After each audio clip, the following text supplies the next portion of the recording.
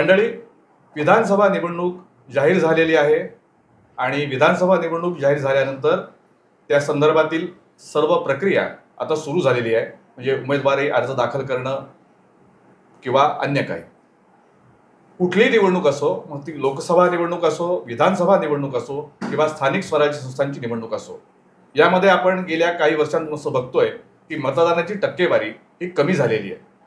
मतदारांमधील अनुत्साह असेल किंवा अन्य काही कारणं असतील, मतदान हे कमी प्रमाणात होत आहे आणि हे मतदान मोठ्या प्रमाणात व्हावं, मतदारांनी जास्तीत जास्त सहभाग मतदानाकरता नोंदवावा, याकरता शिवप्रेरणा सजग रहो अभियान हे उपक्रम, ही चळवळ चालवली जाते.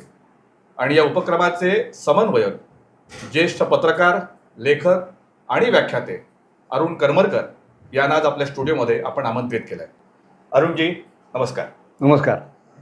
सर्वप्रथम तुम्हाला एक प्रश्न विचारावा पहिला असा वाटतो की हे जे शिवप्रेरणा सजग रहो अभियान आहे, या अभियानाचा नेमका उद्देश काय आहे? आपल्याला सगळ्यांना माहिती आहे की आपण यावर्षी शिवाजी महाराजांच्या राज्याभिषेकाची 350 वर्ष साजरी करतो आहोत आणि कुठल्याही अशा महापुरुषाच्या जयंतीचा, पुण्यतिथीचा किंवा विशेष प्रसंगाचा जेव्हा स्मरण करण्याचा उत्सव साजरा केला जातो, त्यावेळेला त्या महापुरुषांनी ज्या प्रेरणा आपल्या समाजामध्ये रुजवल्या, वेगवेगळ्या प्रकारच्या प्रक्रियांच्यामधून त्या प्रेरणा दृढमूल केल्या आणि त्यांचा अंगीकारही आपल्या जीवनामध्ये, आपल्या कार्यकर्तृत्वामध्ये केला. त्यांचं स्मरण करणं आणि त्यांची जपणूक करण्याचा संकल्प करणं हा त्या उत्सवांमागचा प्रमुख हेतू असतो. याच पार्श्वभूमीवरती आपण आता राजकीय वर्तुळामध्ये निवडणुकांचा अनुभव गेले काही महिने हे घेतो आहोत आणि त्या निवडणुकांच्यामध्ये ज्या प्रकारचं वातावरण निर्माण होतं, त्या वातावरणामध्ये विशेषतः जागरूकपणाने मतदान करायला हवं, मतदानाचा टक्का वाढायला हवा, 100% मतदानाचं उद्दिष्ट गाठलं जायला हवं, जेणेकरून संबंध विशिष्ट क्षेत्रातल्या मतदार मंडळींचा आवाज आणि त्यांचं मत हे प्रत्यक्ष मतदानातून प्रदर्शित होईल आणि सत्ताकारणाच्या मार्गाने त्या मतदानाचा चांगला उपयोग होईल. आपण असं बघतो आहोत गेल्या लोकसभा निवडणुकीपासून की मतदानाचा टक्का घसरतो आहे.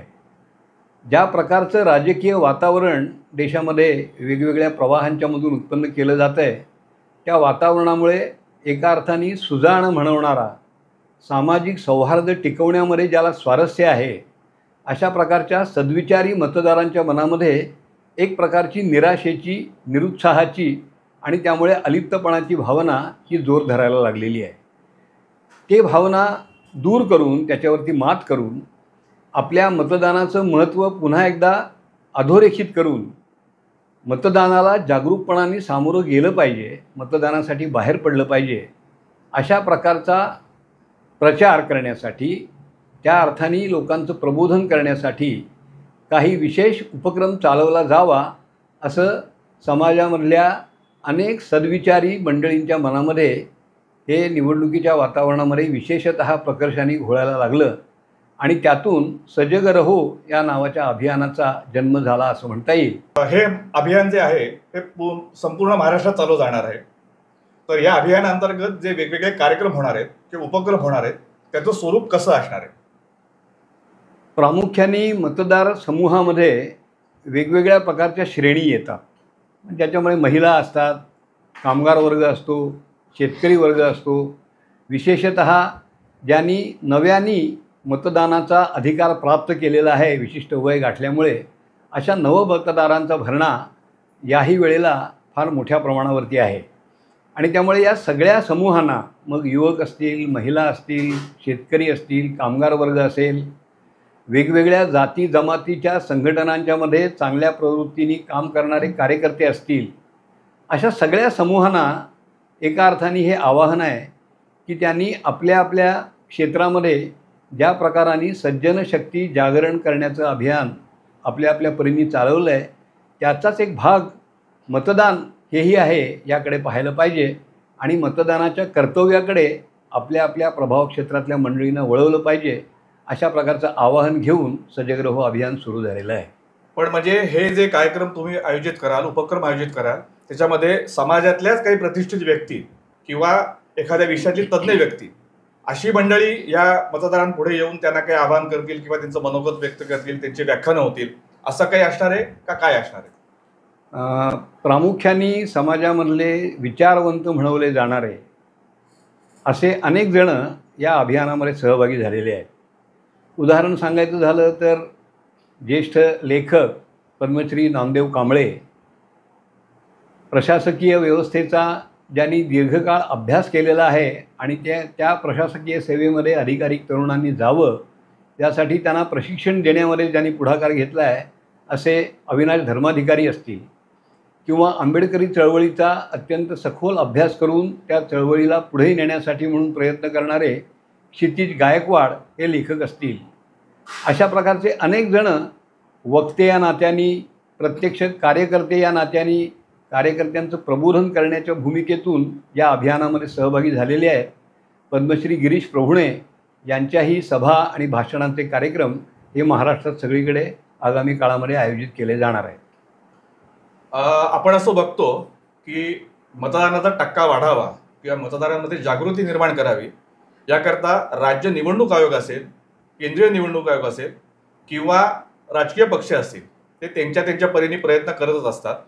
तर त्यांचे प्रयत्न आणि आपल्या शिवप्रेरणा अभियान सजग रहो त्यांचे प्रयत्न यात काही वेगळेपण आहे किंवा काय, त्याबद्दल जरा सांगा. आपल्याला माहिती आहे की निवडणूक आयोगाने यावर्षी त्यांच्या या मतदान वाढीच्या उपक्रमामध्ये एक वेगळा पुढाकारही घेतलेला आहे. लोकदूत अशा नावाची एक संकल्पना त्यांनी युवकांसमोर मांडलेली आहे आणि निवडणूक आयोगाच्या वतीने लोकदूत बनून त्यांनी मतदान जास्तीत जास्त व्हावं, जाणतेपणाने व्हावं, मतदानाचा टक्का वाढावा अशासाठी प्रयत्न करण्यामध्ये पुढाकार घ्यावा असं आवाहन निवडणूक आयोगाने केलेलं आहे. एका परीने त्याच प्रकारचं आवाहन घेऊन शिवप्रेरणा अभियान किंवा सजग रहो हा उपक्रम हा सुरू झालेला असल्यामुळे सर्व स्तरामध्ये मतदान वाढीसाठी म्हणून जे प्रयत्न केले जात आहेत त्यांना पूरक अशा प्रकारचीच भूमिका हे अभियान चालवताना कार्यकर्त्यांची आहे असं म्हणायला लागेल.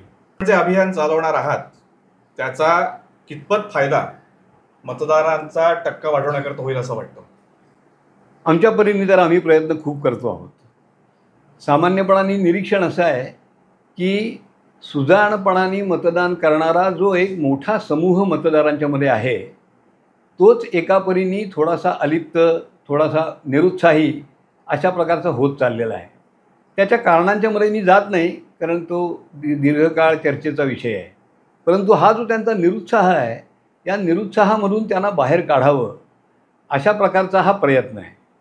आणि मी मगाशी ज्या विशेषणाचा उल्लेख केला की हे सगळे सुजाण मंडळी आहेत, यांना सामाजिक सौहार्दामध्ये स्वारस्य आहे आणि एक सुशासन, चांगलं प्रशासन आणि देशाच्या विकासाला चालना देणारे सत्ताधारी सर्व स्तरामध्ये असावेत यामध्ये त्यांना रुची आहे. आणि त्यामुळे ती रुची लक्षात घेऊन किंवा ती रुची अधोरेखित करून त्यांना जर आवाहन केलं गेलं तर या प्रबोधनाचा नक्की परिणाम होईल आणि मतदानाचा टक्का वाढेल असा विश्वास आमच्या मनामध्ये नक्कीच आहे. अशा प्रकारचा अनुभवही गेल्या काही निवडणुकांच्यामध्ये आपण प्रत्यक्ष अभियान जरी अशा नावाने चालवलं नसलं तरीसुद्धा ज्या स्तरामध्ये आवाहन केलं गेलं त्या स्तरामध्ये मतदानाचा टक्का 1-2 टक्क्यांनी निश्चितपणाने वाढलेला आहे असं लक्षात येतं आहे. आणि त्यामुळे आम्ही तर स्वतः या अभियानाला यश मिळेल आणि मतदानाचा टक्का वाढेल अशा प्रकारची खात्री मनामध्ये बाळगूनच हे अभियान चालवतो. मगाशी एक उल्लेख केला की आजूबाजूचं राजकीय वातावरण किंवा राजकीय परिस्थिती किंवा आता निवडणुकीच्या तोंडावरती आयाराम गायाराम हे जसं एकंदर राजकारणाचं बदललेलं स्वरूप आहे आणि त्यामुळे तुम्हाला असं वाटतं का की जो काही सुशिक्षित मतदार आहे किंवा जो आपण ज्याला सुजाण मतदार म्हणतो तो सुजाण मतदार जाऊ दे आपल्याला काय करायचं आहे, कोणालाही निवडून दिलं तरी आपल्या दैनंदिन आयुष्यात जीवनात काही फरक पडणार नाहीये, त्यापेक्षा मतदानाला न गेलंच बरं असा जो विचार करत असेल तर त्याच्या दृष्टीने ते योग्य आहे असं कदाचित भावना त्यांच्या मनात येत असेल तर तुम्हाला काय वाटतं, त्याने असा विचार करणं योग्य आहे का अयोग्य आहे? असा विचार निर्माण होणं स्वाभाविक आहे असं म्हणायला पाहिजे. म्हणजे राजकारणाची गती गेल्या अनेक वर्षांपासून ज्या प्रकाराने राहिलेली आहे त्या प्रकारामध्ये लोकांच्या समोर येणारं जे चित्र आहे हे चित्र निराशा निर्माण करणारं आहे, याच्यामध्ये काही शंका नाही. आणि त्यामुळे सामान्यपणाने सुखवस्तू असलेलं असावं आपलं जीवन, स्वस्थ असावं, शांत असावं. आपल्या आपल्या प्रगतीच्या दृष्टीने आपल्याला जे प्रयत्न करायचे त्या प्रयत्नांना पूर्ण वाव मिळेल अशा प्रकारचं असावं, असं ज्यांना वाटतं त्यांना अशी निराशा येणं योग्य नाही. आणि त्यामुळे म्हणजे मला एका आमच्या प्राध्यापकांचं वाक्य नेहमी आठवतं की आपल्या समाजात आजच्या परिस्थितीमध्ये कार्यकर्त्यांनी निराश होणं ही लक्झरी समजली पाहिजे आणि लक्झरीच्या मागे आपण लागता कामा नये.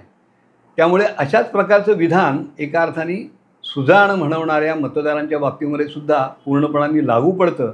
आणि त्यामुळे निराशा येणं थोडंसं स्वाभाविक असलं तरीसुद्धा एकूण समाजहिताचा विचार करता ते योग्य नाही असंच म्हणावं लागेल. आणि त्याच दृष्टीने आपण हे अभियान चालवतो आहोत. मला वाटतं या सगळ्या कारणांमुळे कदाचित यावेळी निवडणूक आयोगाने रविवार किंवा सुट्टीच्या दिवशी मतदान न घेता मधला दिवस निवडलेला आहे. कारण असं आपण बघतो शनिवार किंवा रविवार या दिवशी जे सामान्यतः सुट्टी दिवस असतात त्या दिवशी मतदान ठेवलं तर अनेक अगदी सुशिक्षित मध्यमवर्गीय पांढरपेशे मतदारही त्या मतदानाच्या दिवशी सुट्टी घेऊन कुठेतरी बाहेर फिरायला जातात. आणि कदाचित ते टाळण्याकरता त्यांनी जो मधलाच दिवस निवडलाय तो कदाचित मतदानाचा टक्का वाढवायला कारणीभूत ठरेल असं आपल्याला म्हणता येईल. असं म्हणता येईल, नक्की म्हणता येईल. एक थोडासा वेगळा प्रश्न, लोकसभा निवडणुकीमध्ये मुस्लिम समाजातील मौला मौलवी किंवा धर्मगुरू असतील त्यांनी फतवा काढला आणि त्यांनी विशिष्ट उमेदवारांनाच मतदान करा, याला आपण लव जिहाद जसा आहे त्याला जसा वोट जिहाद असंही म्हटलं जात आहे. समाज माध्यमातून त्या संदर्भात अनेक उलटसुलट प्रकारे चर्चा सुरू आहे. तर या वोट जिहादला उत्तर म्हणून या अशा प्रकारचं अभियान आपण राबवतोय का? आणि हिंदू समाज म्हणून त्यांनी एकत्र मतदान करावं, हिंदू समाज जो जातीपातीमध्ये विभागला गेला आहे त्याची तशी विभागणी होऊ नये आणि त्यांनी एकत्र येऊन जास्तीत जास्त मतदान करावं, हाही उद्देश यामागे आहे का? नक्कीच आहे. फतव्याचा उल्लेख आपण केला. मला त्या बाबतीत एक स्पष्टीकरण असं द्यावं असं वाटतं की कुठल्याही प्रकारच्या कुठल्याही प्रवृत्तीच्या विरोधासाठी हे अभियान चालवलं जात नाही आहे. राजकारण म्हटलं म्हणजे प्रतिस्पर्धा आली. प्रतिस्पर्धा आली म्हणजे एकमेकावरती मात करण्याचे, कुरघोडी करण्याचे जे जे मार्ग अवलंबता येतील त्या अवलंबण्याची प्रवृत्ती बळावणं हेही आलं. थोडंसं राजकीय वातावरण जे आज आहे त्या वातावरणाचा अलिप्तपणाने आणि समाजहिताच्या दृष्टिकोनातून विचार करून त्या योगे त्या वातावरणाला सामोरं गेलं पाहिजे. आणि जर दूषित झालेलं असेल वातावरण तर तो दूषितपणा दूर करण्यामध्ये आपला सहभाग आपण नोंदवला पाहिजे. आणि त्यामुळे फतवे जर काढले जात असतील तर ते संघटित मतदान, एक गठ्ठा मतदान आणि त्यामुळे मतविभागणी ही एका विशिष्ट दिशेने जावी अशा प्रकारचा प्रयत्न त्यामधून होताना आपल्याला दिसतो. हिंदू समाजामध्ये ज्या वेगवेगळ्या जाती आहेत, एक खरं आहे की हिंदू समाज या वेगवेगळ्या जातींमध्ये नांदतो आहे. तो जातींमध्ये विभागला गेला आहे की नाही याबद्दल माझ्या मनामध्ये शंका आहे. परंतु जाती निरनिराळ्या असणं आणि आपल्या आपल्या जातीच्या हितासाठी आपल्या आपल्या जातीच्या समूहाच्या अंतर्गत प्रयत्न करावेसे वाटणं यामध्ये चुकीचं काही नाही. हे पिढ्यानपिढ्यापासून चालत आलेलं आहे. परंतु त्यातून राजकीय प्रतिस्पर्धा आणि राजकीय वातावरणाच्या प्रभावाखाली येऊन जातीविद्वेष उत्पन्न व्हावा आणि जातींच्यामध्ये समाजाचं विघटन व्हावं असा परिणाम जो साध्य होण्याची शक्यता असते त्या परिणामाला एका अर्थाने लगाम घालण्यासाठी म्हणून आपण हे अभियान चालवतो आहोत. त्यामुळे त्याला थेट फतव्याला उत्तर अशा अगदी सरधोपट मांडणीतून जरी विचार केला नाही तरीसुद्धा जातीविद्वेष समाजामधल्या वेगवेगळ्या गटांच्यामध्ये द्वेषमूलक अशा प्रकारचं विघटन उत्पन्न होणं आणि समाजाच्या सौहार्दाला नख लागणं ही प्रक्रिया मात्र थांबली पाहिजे. त्यातून त्याला बळ मिळता कामा नये यासाठी आपण प्रयत्न करतो असं म्हणता येईल. मतदानाचा टक्का वाढावा किंवा मतदारांमध्ये जो काही अनुत्साह आहे मतदानाविषयी तो दूर व्हावा याच्याकरता सर्वपक्षीय राजकारणी किंवा सर्वपक्षीय नेत्यांनी नेमकं काय केलं पाहिजे असं तुम्हाला वाटतं? कसं आहे, ह्याला दोन्ही बाजू आहेत. म्हणजे जो जातींच्यामध्ये समाज विभागून एका विशिष्ट जातीला तुम्ही जास्तीत जास्त मतदान करा असं आवाहन करतो तो एकापरीने मतदानाचा टक्का वाढावा या प्रयत्नांच्यामध्ये सहभागी होत असतो. बरोबर. परंतु त्याच्या मागचे हेतू आणि त्याचे होणारे परिणाम याही दोन्ही गोष्टींचा विचार केला गेला पाहिजे. आणि त्यामुळे राजकीय पक्ष ज्या भूमिकेतून मतदान वाढावं यासाठी प्रयत्न करतात, तसा सेक्टोरियन प्रयत्न करण्याच्या ऐवजी सर्व समाजाला आवाहन करणार अशा प्रकारचं हे अभियान आहे. आणि त्यामुळे मतदान करत असताना मतदान वाढलं पाहिजे ही भूमिका आहेच, परंतु ते मतदान करत असताना सजग राहून मतदान केलं पाहिजे. यासाठीच आपण या अभियानाला सजग रहो अशा प्रकारचं अभियानाचं लेबल हे दिलेलं आहे. मंडळी, मतदान हा जसा आपला अधिकार आहे, आपला हक्क आहे, तसंच ते आपलं कर्तव्य देखील आहे.